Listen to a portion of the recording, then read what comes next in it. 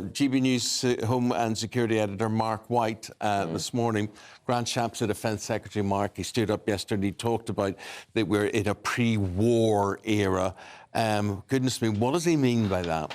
Well, we are, without a doubt, living in a much more dangerous, volatile world with a number of state actors and their proxies who are willing to indulge in activities which are, very aggressive in nature, to say the least. Now, as if to underline that, we've got overnight breaking developments with Iran claiming responsibility for a missile strike on a building in Erbil in northern Iraq. They say that they targeted an Israeli intelligence headquarters, the Israeli intelligence arm Mossad.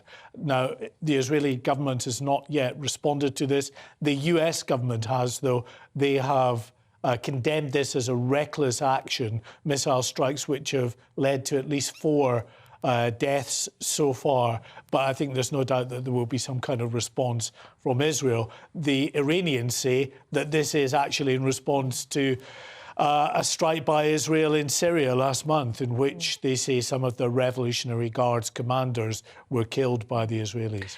What makes this all the more frightening is that the International Atomic Energy Agency are now saying that they believe that the Iranians are building up their weapons-grade uranium again, which, how on earth is this happening? Well, you remember, of course, there was that deal to try to placate Iran and get it to stop enriching its uranium. That was then, under President Trump, scrapped. We now have a situation where clandestinely Iran is on that road again and being aided by other state actors. So some real concern about what Israel will do further down the road, because there is no way, given that Iran's stated aim is to wipe Israel off the map, that they will stand by and allow Iran to develop the bomb. So there is concern that at some point, when Israel believes that, Iran has gone too far towards that stated aim of trying to get these weapons, that Israel might actually strike Iran.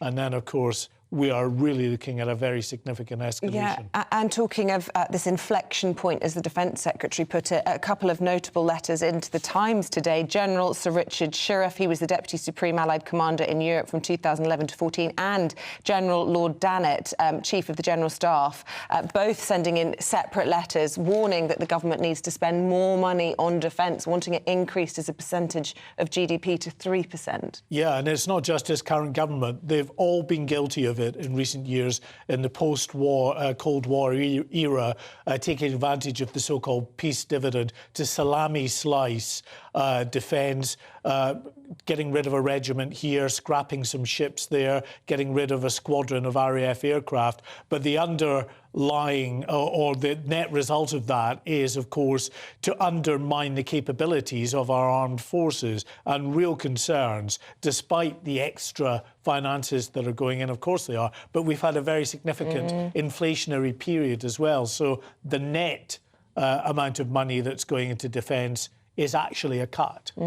Mark, we'll hear more from you throughout the day. For the moment, thank you very much indeed. Mark is our Home and Security Editor.